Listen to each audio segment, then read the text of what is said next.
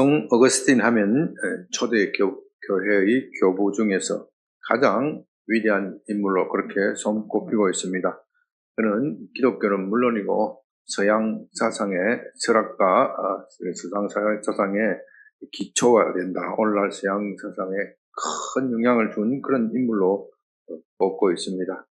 제가 신교와 구교, 개신교와 로마 가톨릭교회 여러 가지 다툼이 있지만 이 신교와 구교를 통틀어서 모두 존경하는 인물이다 하면은 이 성 어거스틴을 꼽고 있습니다.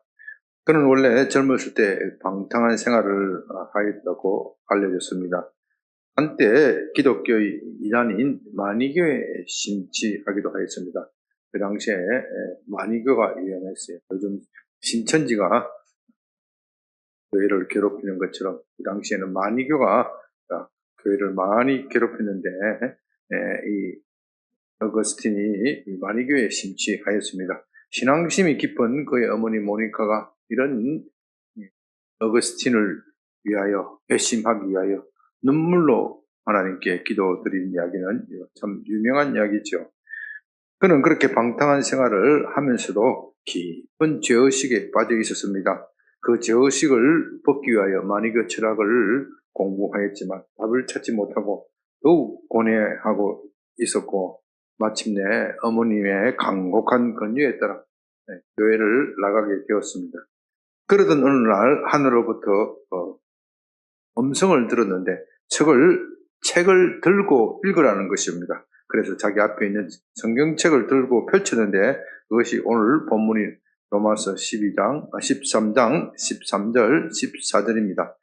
낮에와 같이 단정히 행하고 방탕하거나 술 취하지 말라. 음란하거나 호색하지 말며 다투거나 시기하지 말고 오직 주 예수 그리스도로 옷 입고 정욕을 위하여 육신의 일을 도모하지 말라. 그런 이 말씀에 충격을 받아 어둠의 일을 청산하고 기독교 신앙에 복종하게 되었습니다. 그 다음 해에 387년 AD 387년에 세례를 받고 391년은 사제로 석품을 받습니다. 곧 북아프리카 히포에 있는 곳에 주교로 그렇게 임명이 됩니다. 그래서 성 어거스틴은 히포의 어거스틴 이렇게 부릅니다. 그는 그곳에서 여생을 살면서 기독교 신학을 체계화하였습니다. 이처럼 하나님의 말씀은 힘이 있어서 한 사람의 인생을 완전히 변화시킬 수 있는 그런 능력이 있습니다. 그런 의미에서 오늘 본문은 자다가 깰 때라는 이 말씀은 비단 어거스틴에게만 하시는 말씀이 아니라 우리에게도 중요한 말씀입니다. 저는 우리 한국교회의 그리스도인들을 보면서 우리가 신앙의 깊은 잠을 자고 있는지 참 우려할 때가 많습니다.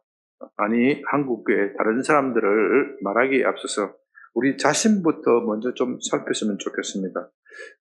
여러분은 신앙의 잠을 자고 있는 것입니까? 아니면 깨어 있는 것입니까? 교회에 나온다고 해서 신앙에 깨어 있는 것이 아닙니다.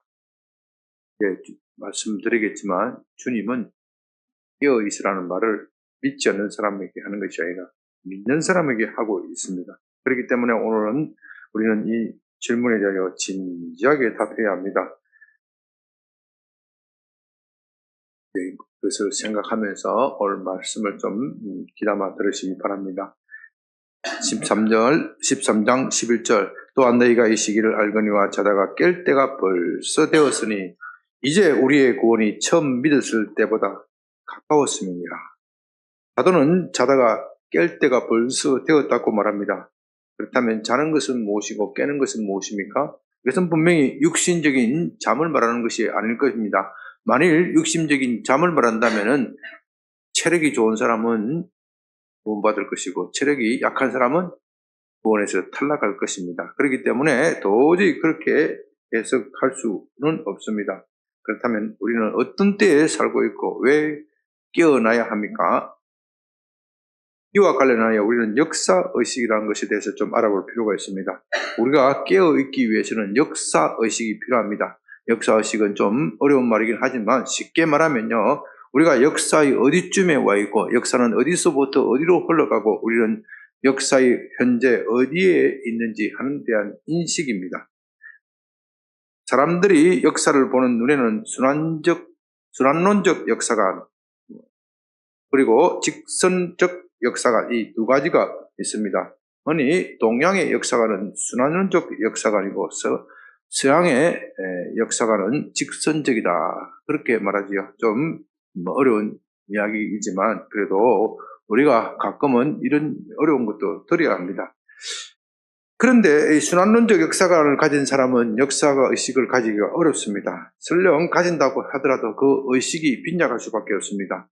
순환론적 역사관이란 쉽게 말하면요, 역사는 돌고 도는 것이다, 그렇게 보는 것이죠. 흔히 인생은 돌고 도는 것이다. 이런 역사관의 대표적인 것은 그리스 철학, 헬라 철학과 불교입니다. 그렇기 때문에 헬라 철학과 불교는 일맥상통합니다. 제가 40년 전에 고시 공부할 때의 일입니다. 그때는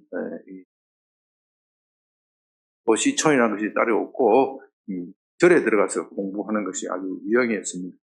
절에 들어가지 않으면은 마치 실력이 떨어지는 것 같아서 저도 근처에 있는 지리산 근처에 있는 사찰에서 공부한 일이 있습니다. 그때 사찰에서 공부했더니 결과는 시원찮더라고요.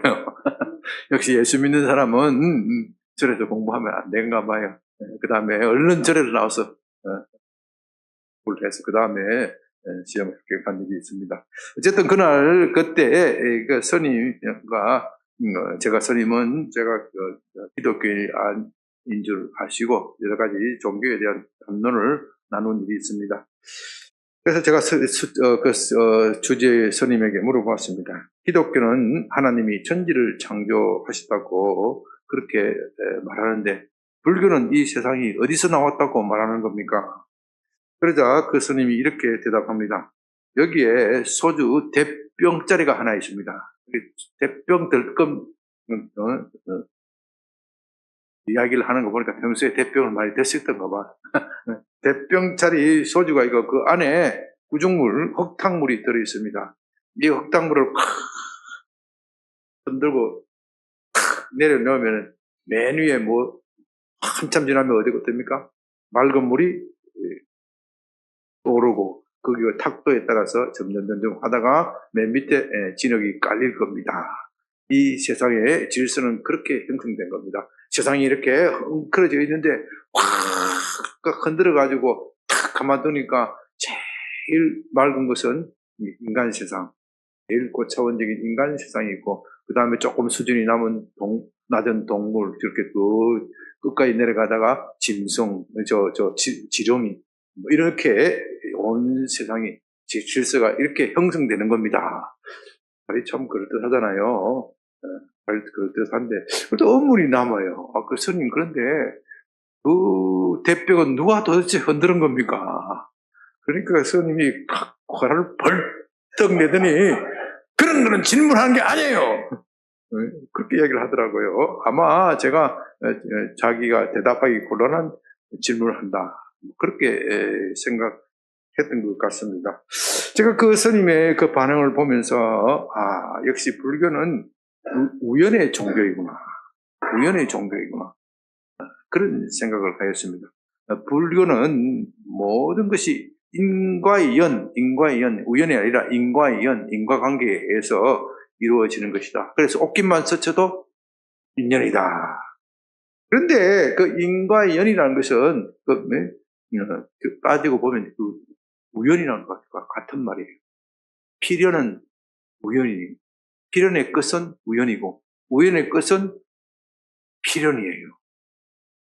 좀 복잡한 말이지만 그게 사실입니다. 그걸 말하는 것이 색적 시공, 공적 시생, 공적 시색이라고 하지 않습니까? 우리 심상준 선교사님이, 우리 심단일 선교사님 불교에 대해서 대가신데 감히 대가 앞에서 말하는 게 좀 그렇지만, 아니 하는 말 하는 대로 포크레인 앞에서 삽질하는 것 같지만 색적 시공, 공적 시색이다.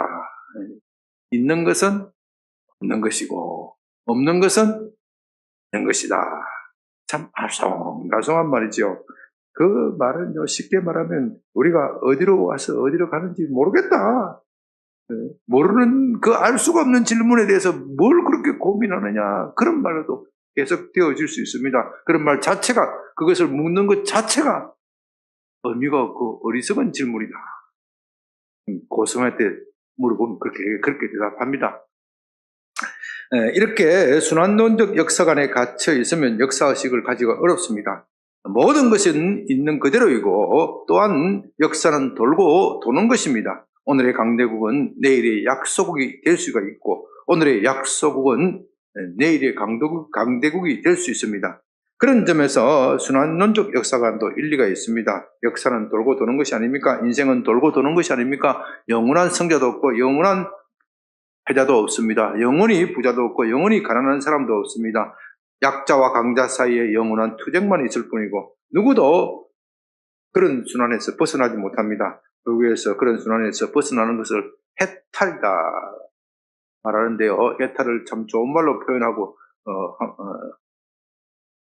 모든 번뇌와 집착에서 벗어나서 궁극의 자유를 얻는 것을 해탈이라고 말합니다. 그러나 그것은 뒤집고 따지고 보면은 망각의 세계로 들어가는 겁니다. 이 자리에 불교를 비판하는 시간이 아니기 때문에 그 정도만 둡니다. 다만 순환론적 역사관을 가지면은 현재 우리가 사는 삶을 부정적으로 볼 수밖에 없다는 겁니다. 돌고 도는 인생에 무슨 의미가 있겠습니까? 그러니 그런 신앙 체계를 가지고 사는 사람에게는 역사의 발전이나 역사의식 그런 것에 큰 의미를 두지 않습니다. 문제는요, 제가 왜 이런 이야기를 하느냐면요, 오늘날 사람들이 이런 사상에 깊이 물들어 있다는 겁니다. 그 결과가 어떻습니까? 인생에 무슨 의미가 있습니까? 돌고 도는 인생에 무슨 의미가 있습니까? 차피 죽고 나면 모든 것이 끝이 아닙니까? 우리 믿는 사람도 이런 사고방식에 깊이 물들어 있습니다. 역사의식이 없는 사람은 사는 동안만이라도 즐겁게 산다. 그것이 인생의 목표일 수밖에 없습니다. 그들에게는 현재의 고통이나 고난을 참아낼 이유가 없습니다. 그렇기 때문에 오늘날 이렇게 자살이 많은 겁니다. 죽고 나면 모든 것이 무로 돌아가는데 욕심을 낼 이유가 어디 있습니까?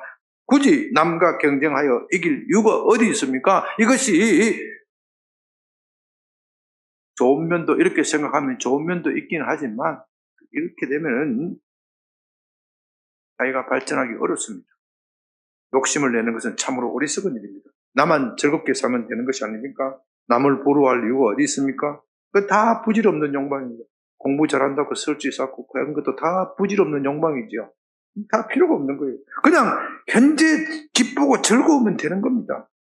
우리 시대에는 이렇게 사는 사람이 너무 많다는 겁니다. 특히 청년들이 그렇습니다. 청년들이 꿈이 없습니다. 역사의식이 없기 때문에 꿈이 없는 거예요. 어느 연구 보고서에 하면 2024년 대한민국 청년 중에서 외부와 단절해서 사는 외톨이로 사는 청년의 수가 무려 54만 명이라고. 대단한 수죠. 우리나라 청년 수가 한 1000만 명이 된다고 하는데요. 5%가 방콕 인생을 살고 있다. 방콕. 이 5%, 이 54만 명을 잘 훈련시켜서 군대를 만들면 그 얼마나 큰 대군이 되겠습니까? 이 나라가 이렇게 청년들이 이렇게 하면 나라에 희망이 없는 겁니다. 집안에 처박혀 게임이라 하고 사는 거죠. 그러다가 결국은 마약입니다. 마약만이 현재의 고통을 잊게 해줄 것입니다. 그것이 미국과 유럽과 같은 선진국의 모습이고 지금 우리 사회도 그렇게 닮아가고 있습니다. 여러분들이 매스컴을 보지 않습니까? 마약이 이미 대학가에 깊이 침투해 있습니다. 그것도 뭐 시시한 대학이 아니라 흔히 스카이 대학 학생들이 그렇게 마약에 심취해 있다. 네. 역사의식이. 그러나 기독교 역사관은 직선적입니다. 시작이 있으면 끝이 있습니다. 이 세상은 하나님의 창조하심으로 시작되었습니다. 그런 점에서 세상은 영원하지 않습니다. 돌고 도는 것이 아니라 세상은 시작과 끝이 있습니다. 로마서 11장 36절에서는 이는 만물이 주에게서 나오고 주로 말미암고 주에게로 돌아감이라 그에게 영광이 세세에 있을지어다. 아멘. 그렇게 말씀하셨습니다. 이 세상 만물은 우연히 존재하는 것이 아니라 하나님이 창조하셨고 하나님이 의도를 가지고 목적을 가지고 창조하셨고 그 하나님으로 말미암아 유지가 됩니다. 그리고 모든 만물은 다 하나님에게로 돌아가는 겁니다. 그렇다면 이 세상의 끝은 어떻게 될까요? 성경은 세상의 끝에 대하여 말하고 있는데 모든 것이 무로 돌아가는 것이 아니라 하나님의 심판 아래에 있다고 말합니다. 하나님은 마지막 심판날에 우리 각자가 행한 대로 보응하실 것입니다. 선한 일을 한 사람은 의의 심판을 받을 것이고 악한 일을 한 사람은 악인의 심판을 받을 것입니다. 의인은 하나님의 나라에서 영원한 기쁨을 누릴 것이지만 악인은 불과 유황에 타는 못에서 영원히 고통받을 것입니다. 그러나 우리는 우리 자신의 힘으로 선인이 될 수 없습니다. 우리의 본성은 이미 타락하였고 우리가 아무리 잘하려고 노력해보아도 착한 일을 하려고 노력해보아도 죄를 지을 수밖에 없는 존재입니다. 그래서 하나님은 우리에게 예수님을 구원자로 보내주셨습니다. 이제 그 예수님을 믿는 사람은 그의 믿음으로 말미암아 의롭게 되어 천국에 가는 겁니다. 이것이 지금까지 로마서가 말해왔던 이신칭의 교리입니다. 그리고 마지막 날 심판은 예수님이 하십니다. 다시 말해서 예수님이 처음 오셨을 때는 구원의 주, 구원주로 오시지만 마지막 다시 오신 때는 재림하실 때는 심판의 주, 심판주로 오시는 것입니다. 따라서 기독교에서 말하는 종말은 이 세상의 모든 것이 끝이 나서 무로 돌아가는 것이 아니라 현 세상의 질서를 끝내고 새로운 질서로 들어가는 것을 말합니다. 그러므로 우리는 때를 알아야 합니다. 전도서 3장 1절에서는 범사에 기한이 있고 천하만사에 다 때가 있다고 했습니다. 그 때를 아는 것이 지혜다. 자문은 그렇게 말합니다. 때를 놓치고 나면 땅을 치고 후회해도 소용이 없습니다. 흔히 하는 말로 버스가 지나가고 손을 들면 소용이 있습니까? 헛짓입니다. 그렇다면 우리는 역사의 어느 때에 있습니까? 그것을 아는 사람, 내가 역사의 어느 때에 있는 것을 아는 사람, 그 사람이 깨어있는 것이고 그것을 모르는 사람은 잠을 자고 있는 겁니다. 여러분 산다고 해서 다 같이 사는 것이 아니에요. 역사의식이 있는 사람은 깨어있는 것이고 역사의식이 없는 사람은 잠자는 겁니다.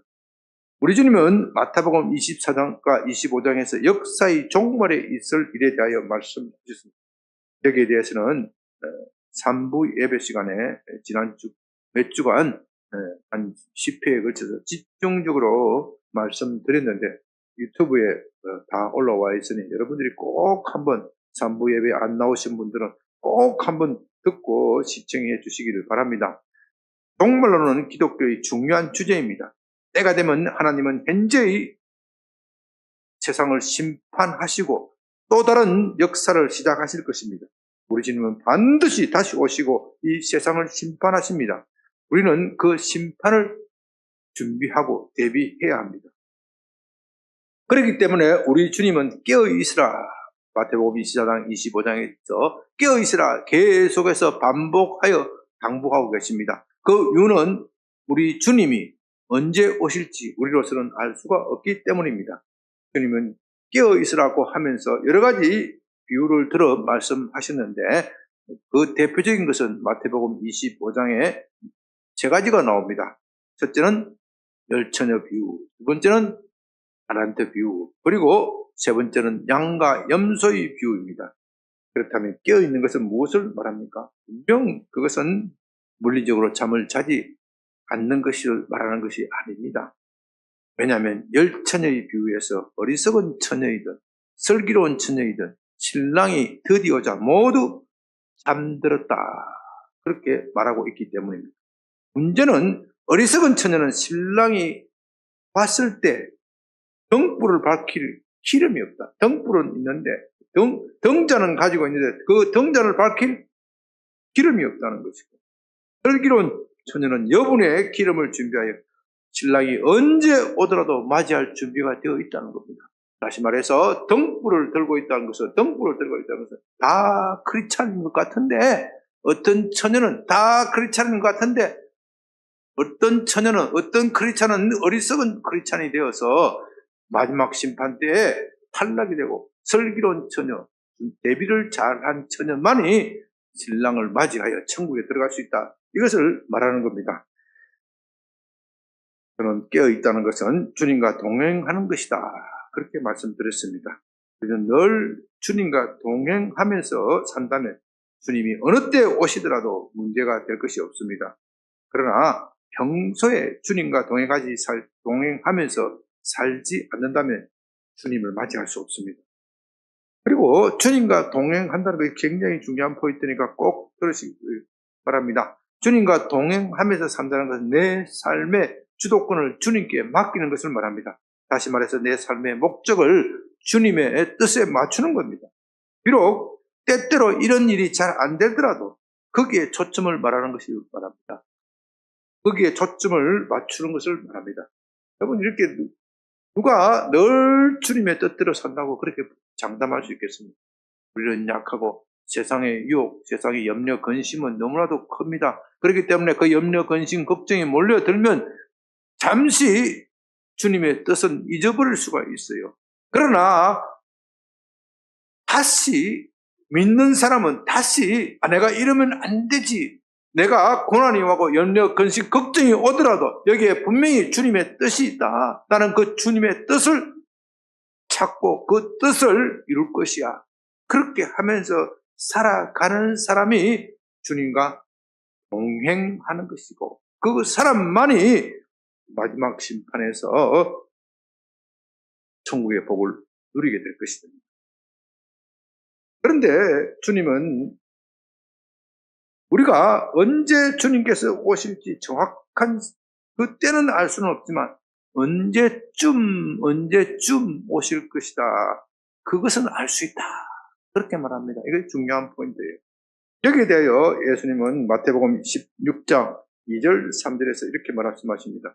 예수께서 대답하여 이르시되 너희가 저녁에 하늘이 붉으면 날이 좋겠다 하고 아침에 하늘이 붉고 흐리면 오늘 날이 굳겠다 하나니 너희가 날씨는 분별할 줄 알면서 시대의 표적은 분별할 수 없느냐. 시대의 표적, 다시 말해서 주님이 재림하실 그 표적은 수 있다는 겁니다. 우리는 아침에 구름이 잔뜩 끼어 있으면 오늘 비가 오겠구나 그렇게 예측합니다. 그러나 비가 오는 정확한 시간은 예측할 수가 없습니다. 그건 현대 과학 기술로도 안 되는 겁니다. 오죽하였으면 과학이 이렇게 눈부시게 발전한 오늘날에서도 기상대가 일기를 예보하면서 오늘 비 올 확률이 몇 %입니다. 그렇게 말하지 않습니까? 아무리 확실하도 100%입니다. 이렇게 말하는 걸 보았어요? 그런 하지를 않습니다. 기껏해야 90%입니다. 그렇게 말하는 것이죠.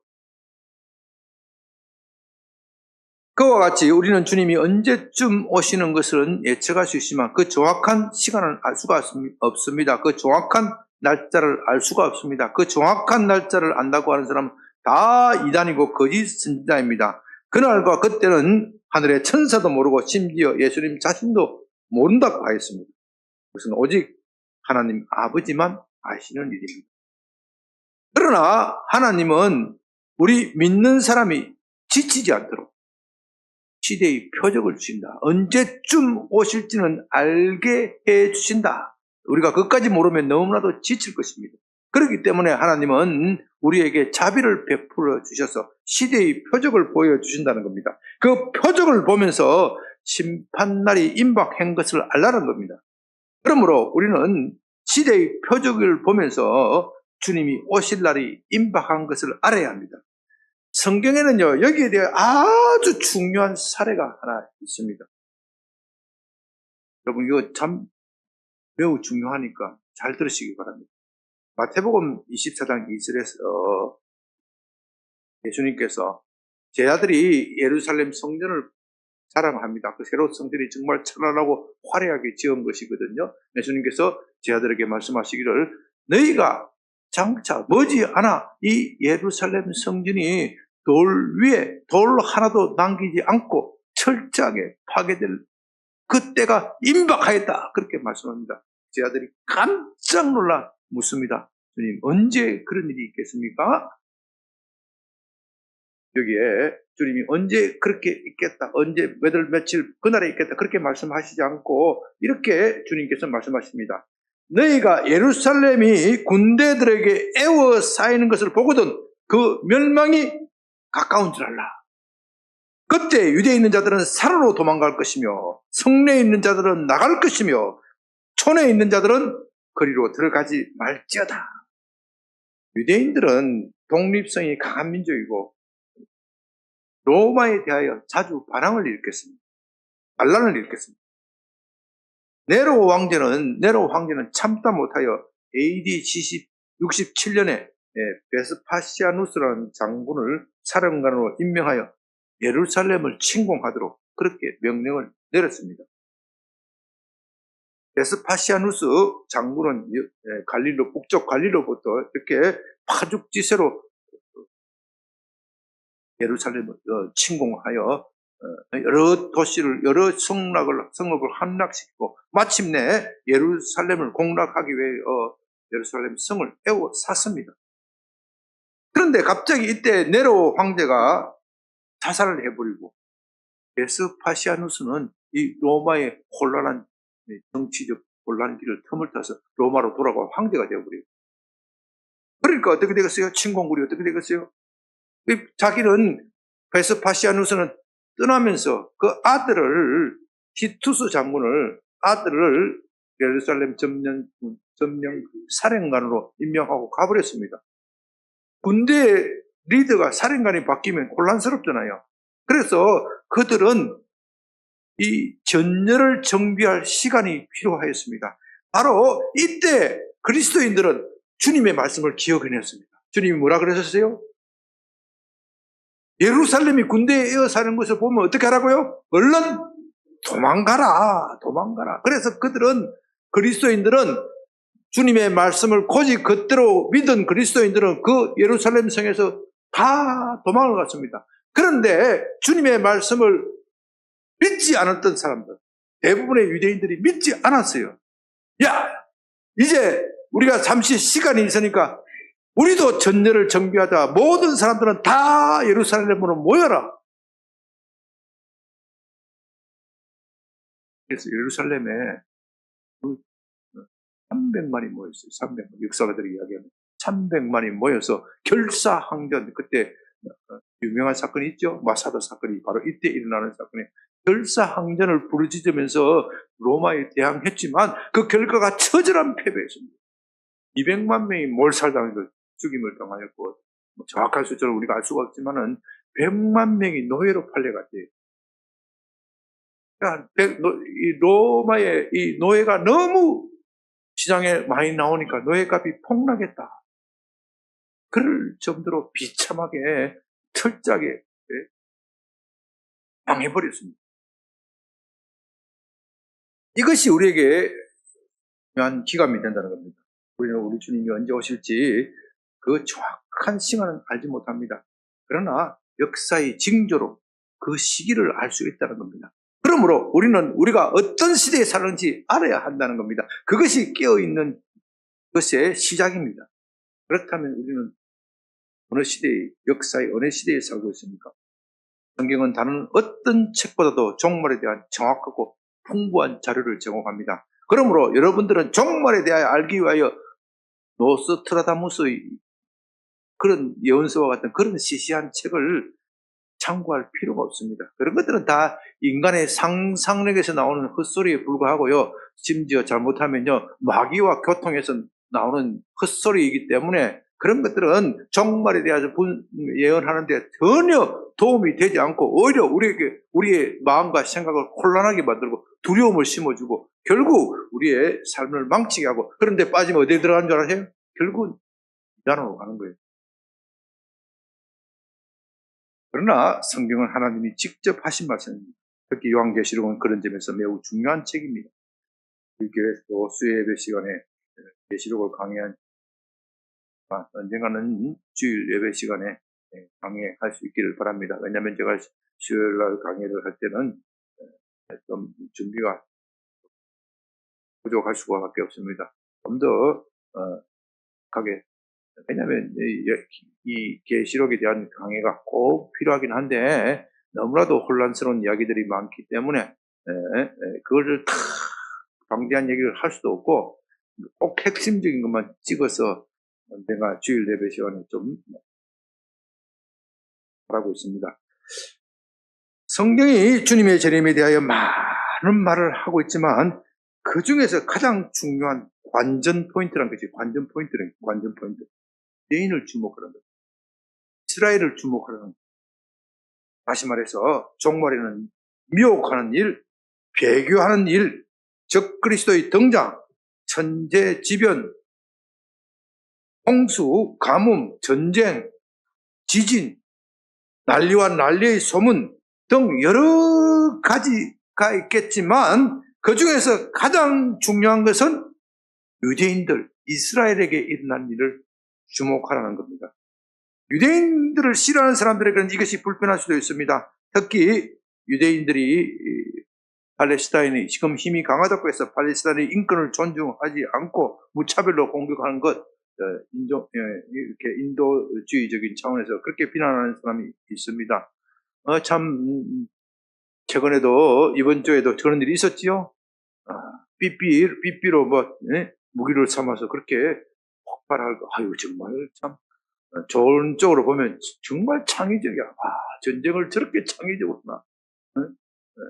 나쁜 쪽으로 보면 사람들 인간도 아니야. 그 중에서 테러 분자도 아닌 사람도 있고 그런데 어떻게 다 그 시간에 딱 맞춰서 다 때려버려. 죽으면 차라리 낫겠지만 잘못하다 불구되는 사람이 얼마나 많겠어요. 너무 잔인하고 비참하지 않느냐, 민간인 학살이다 이렇게 생각할 수도 있고. 여러분들은 지금 그런 거는 별로 중요하지 않습니다. 그런 거는 그렇게 공격하고 비난하는 사람들에게 맡겨두고 여러분들이 또 좋아할 수도 있고 싫어할 수도 있고 그거 가지고 제가 말하는 것이 아닙니다. 그 중요한 포인트는 하나님은 유대인이라는 민족을 들어서 종말에 대한 징조를 보여주신다. 이게 관전 포인트라는 거예요.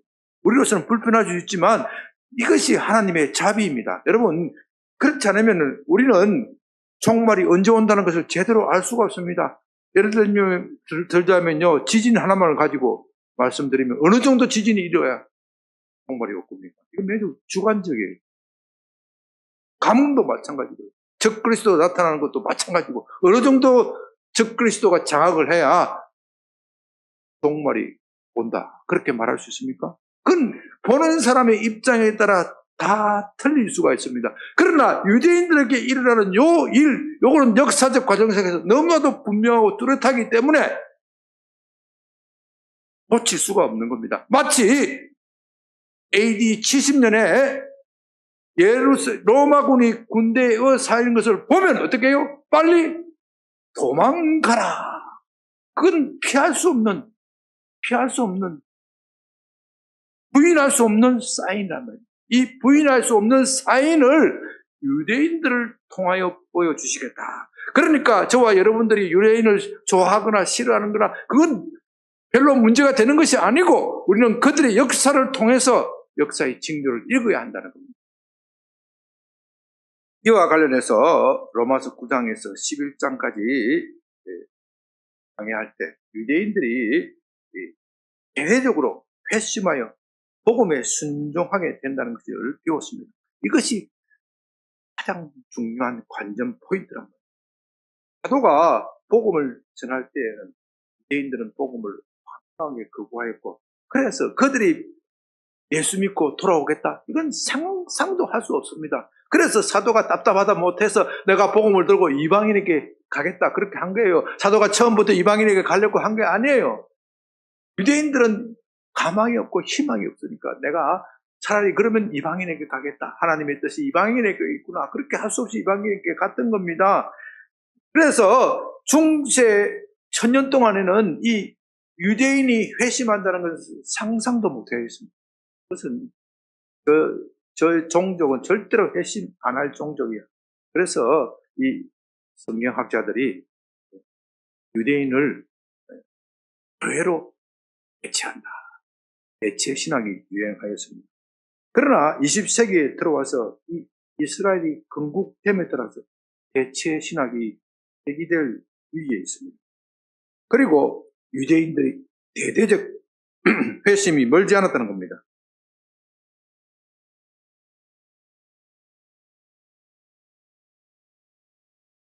지금 이스라엘에서는 유대인 가운데 예수님을 메시아로 믿는 사람들이 날로 증가하고 있다고 합니다. 아직은 대대적 회심이다 그렇게 말하기는 어렵지만 그런 징조가 보이고 있다고 합니다. 불과 200년 전이라면 이것은 불가능한 일이었지만 지금이 우리 세대에 일어나고 있습니다. 우리는 그것을 보면서 주님의 재림이 가까웠다는 것을 알아야 합니다. 그것을 보고도 재림을 부인하는 사람은, 재림이 임박했다는 것을 부인하는 사람은 마치 로마군이 예루살렘을 에워살 때 예루살렘으로 모이자 하는 인간들과 같아. 그래서 우리에게 확실한 사례를 보여주시면서 할 수가 있는 겁니다. 그렇다면 우리는 이런 사태를 보면서 이제 어떻게 살아야 하는 겁니까? 주님의 재림이 임박하였으니 하던 일을 멈추고 주님의 재림을 기다려야 합니까? 교회에서 기도원에서 모여서 오직 주님의 재림만을 기다려야 합니까? 여기에 대하여 오늘 본문 로마서 3장 12절 14절은 이렇게 말합니다. 밤이 깊고 낮이 가까웠으니 그러므로 우리가 어둠의 일을 벗고 빛의 갑옷을 입자. 낮에와 같이 단정히 행하고 방탕하거나 술 취하지 말며 엄란하거나 호색하지 말며 다투거나 시기하지 말고 오직 주 예수 그리스도로 옷 입고 정욕을 위하여 육신의 일을 도모하지 말라. 다시 말해서 재림이 가까웠다고 해서 기도원으로 모이고 교회로 모이고 다른 모든 일을 그만두고 그런 짓 하지 말라. 우리가 해야 할 일은 어둠의 일을 벗고 빛의 갑옷을 입으라는 겁니다. 우리가 이렇게 사는 것은 당연한 일입니다. 주님의 재림이 가까이 오지 않더라도 우리는 그렇게 해야 합니다. 그러나 주님의 재림이 가까이 온 것을 본 사람은, 그것을 안 사람은, 역사의식이 있는 사람은 어떻게 해요? 더욱 그렇게 살라는 겁니다. 어둠의 일이란 쉽게 말하면 오직 자기만을 위하여 인생을 사는 겁니다. 13절에서는 그것을 구체적으로 말하고 있는데 술 취하고 방탕하고 엄란하고 호색하고 다투고 시기하고 분쟁하면서 제멋대로 자기가 인생의 왕인 것처럼 그렇게 사는 것을 말합니다. 예수 믿는 사람들은 평소에도 그렇게 살아서는 안 되지만 주님이 가까우시는 재림의 징조를 보면 볼수록 그렇게 살아서는 안 된다. 그것이 우리 본문의 말씀의 요지입니다. 우리는 그렇게 살아서는 안 됩니다. 그 대신 무엇을 입어야 된다고요? 빛의 갑옷을 입어야 합니다. 빛의 갑옷은 무엇입니까? 그것은 14절에 나와 있는 대로 예수 그리스도로 옷 입는 것을 말합니다. 다시 말해서 내 뜻대로 사는 것이 아니라 주님의 뜻대로 사는 것입니다. 이에 관해서는 유명한 슬로건이 있습니다. 예수라면 어떻게 할 것인가? 우리는 결정하기 어려운 상황을 만나면 예수님이 내 입장이라면, 내 상황에 처해 있다면 어떻게 행동했을 것인가? 그것을 기억해야 합니다. 그것이 바로 예수로 옷 입는 것입니다. 우리가 늘 그렇게 의식하면서 행동한다면 사람들은 우리를 예수의 제자로 부를 것입니다. 그렇게 되면 우리에게는 예수님의 냄새가 날 것입니다. 저 사람은 예수님처럼 사는구나. 그렇게 말할 것입니다. 그것이 바로 예수로 옷 입는 것입니다. 우리 믿는 사람은 그렇게 예수로 옷 입어야 합니다. 그러나 이 세상 사람들은 주님의 재림을 믿지 않습니다. 베드로후서 3장 3절에서 5절은 사람들이 왜 주님의 재림을 부인하는지에 대하여 그 이유를 이렇게 설명합니다. 먼저 알지니 말세에 조롱하는 자들이 와서 자기의 정욕을 따라 행하며 조롱하여 이르되 주께서 강림하신다는 약속이 어디 있느냐? 조상들이 잔 후로부터 만물이 창조될 때와 같이 그냥 있다 하니, 다시 말해서 순환론적 역사 아래 빠져 있다. 이는 하늘이 옛적부터 있는 것과 땅이 물에서 나와 물로 성립된 것도 하나님의 말씀으로 된 것을 그들이 일부러 잊으려 합니다. 그들이 일부러 잊는다. 그 이유는 쉽게 말하면 자기의 정욕대로 살기 위해서, 자기 마음대로 인생을 살기 위해서 하나님께서 천지를 창조하셨고 역사의 끝이 있고 주님이 재림한다는 이 사실을 일부러 부인한다는 겁니다. 그래서 사람들이 순환론적 역사관을 일부러 받아들인다는 겁니다. 그 이유는 자기 마음대로 살기 위함입니다.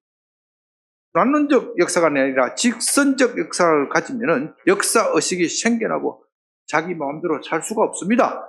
그러나 현대인들은 그런 것을 싫어합니다. 현대인들의 목표는 언제나 자기 마음입니다. 자기가 세상의 중심에 있고 자기 욕심을 채우는 것이 그들에게는 유일한 목표입니다. 우리는 그런 현대인들에게서 동성애, 낙태, 술 취함, 음란, 방탕, 마약 중독, 그런 말기적 증상을 봅니다. 사람들이 이제 하나님의 심판이 임박했다, 예수님의 재림이 임박했다고 믿는다면 어떻게 그런 식으로 살아갈 수 있겠습니까? 그러나 현대인들은 하나님의 심판을 거부합니다. 예수님의 재림을 믿지 않습니다. 하나님의 심판을 믿는다면 지금 자신들의 생활 방식을 근본적으로 바꿔야 됩니다. 완전히 바꿔야 됩니다. 영어로 말하면 레디컬하게 바꿔야 됩니다. 자기 마음대로 사는 것이 아니라 주님의 마음대로 살아야 합니다. 그러나 그들에게는 주님 마음대로 산다는 생각이 눈꼽만큼도 없습니다. 만일 여러분들이 직장에서 그런 말을 했다가는 정말 이상한 사람으로 낙인 찍힐 것이고 양변교회 다니더니 정말 돌았다 하는 소리도 들을 겁니다. 그러나 만일 여러분들이 그것을 부끄러워한다면 그것이야말로 어둠의 일을 벗지 못하는 것이 됩니다. 주님은 우리에게 분명히 경고하십니다. 너희가 사람들 앞에서 나를 부인한다면 나도 하나님 앞에서 너희를 부인하겠다. 너희가 사람들 앞에서 나를 부끄러워한다면 나도 하나님 앞에서 너희를 부끄러워하겠다. 마지막 날 심판의 기준은 평소 우리가 주님을 어떻게 모시고 대접하였느냐에 따릅니다. 저는 이것을 평소 실력이라고 표현하였습니다. 우리가 평소 주님을 어떻게 대접하고 있느냐 하는 것은 평소 주님과 동행하고 있느냐 아니냐 하는 것과 같은 말입니다. 마지막 날 심판 기준은 우리의 평소 실력이고 그것은 우리가 평소에 주님과 동행하면서 사느냐 아니면 자기 마음대로 살았느냐 하는 것입니다. 그렇기 때문에 주님의 재림이 임박하였다고 하면서 요란 법석을 떨면서 직장 생활을 그만두고 기도원 들어가는 사람, 이단 종교에 빠져서 기도원 들어가는 사람, 이 사람은 지옥의 1번 순서로 가는 겁니다. 그건 평소 실력이 아니라 뭐예요? 벼락치기예요. 벼락치기. 벼락치기는 천국에 못 갑니다. 어쩌면 마지막 날 심판은요, 평소 실력을 가지고 있느냐 아니면 벼락치기 공부하였느냐 그것을 가려내는 거기에 초점이 있을지도 모릅니다. 벼락치기는 안 돼요. 여러분이 마태복음 24장과 25장을 주의 깊게 읽어보면 그런 결론에 도달하게 되어 있습니다. 부분에 대해서 다시 말씀드리지만 그 강의를 좀 잘 들어보시기 바랍니다. 말씀을 정리합니다. 여러분은 어둠의 세력을 가볍게 여기서는 안 됩니다. 당도 대단한 힘이 있기 때문에 사람을 잡아끄는 마력이었습니다. 한번 거기에 빠져들면 자기 힘으로 빠져나오는 것은 불가능합니다. 여기에 우리 교회 나오시는 분들도 있지만 우리 좀 목사님 설교는 좋은데 정말 가슴으로 받아들여지지 않아요. 머릿속으로는 이해가 되는데 가슴으로 느껴지지 않아요. 그런 분들이 있어요. 참 안타까워요. 왜 세상의 마력에 아직도 빠져있기 때문에 오직 하나님만이 그 사람의 마음을 바꿀 수 있는. 심각한 문제는 예수 믿는다는 사람이 여전히 세상에 빠져있다는 사람입니다. 사실입니다. 그렇게 살면 지옥에 가기가 딱 좋은 겁니다. 그들은 자기 스스로 천국에 간다고 생각하겠지만 그건 착각입니다. 여러분들은 마지막 날에 대한 주님의 경고는 믿지 않는 사람이 아니라 언제나 믿는 사람에게 초점이 맞춰져 있다는 것을 알아야 합니다. 믿지 않는 사람들은 이미 심판을 받았다. 예수님이 그렇게 말씀하셨기 때문에 주님의 관심의 대상이 아닙니다. 그러나 믿는다고 하면서 믿지 않는 사람으로 살아가는 사람, 그런 사람에게는 주님이 경고하시면서 착각하지고 말라고 말씀하십니다. 그래서 우리는 지금 자다가 깰 때라는 경고의 말씀을 들을 때 그것을 받아들이고 삶의 자세, 우리 삶의 자세를 근본적으로 바꿔야 합니다. 이런 말씀을 목사가 하는 설교 시간에 의뢰하는 말이다, 그런 식으로 흘려들어서는 안 됩니다.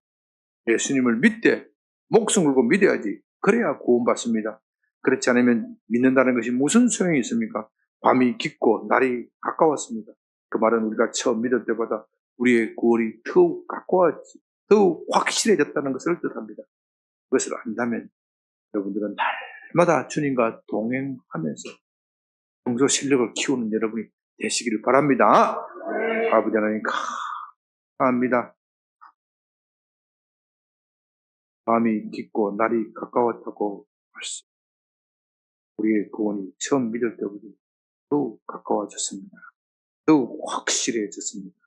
그러므로 이제는 우리가 밤의 일을 벗고 어둠의 일을 벗고 제 갑옷으로 입게 하여 주시옵소서. 우리의 삶 속에서 예수 믿는 냄새가 믿지 않는 사람들조차도 알 수 있도록, 그렇게 발산될 수 있도록 주의 성령으로 우리를 지켜 주시옵소서. 이름으로 기도드립니다. 아멘.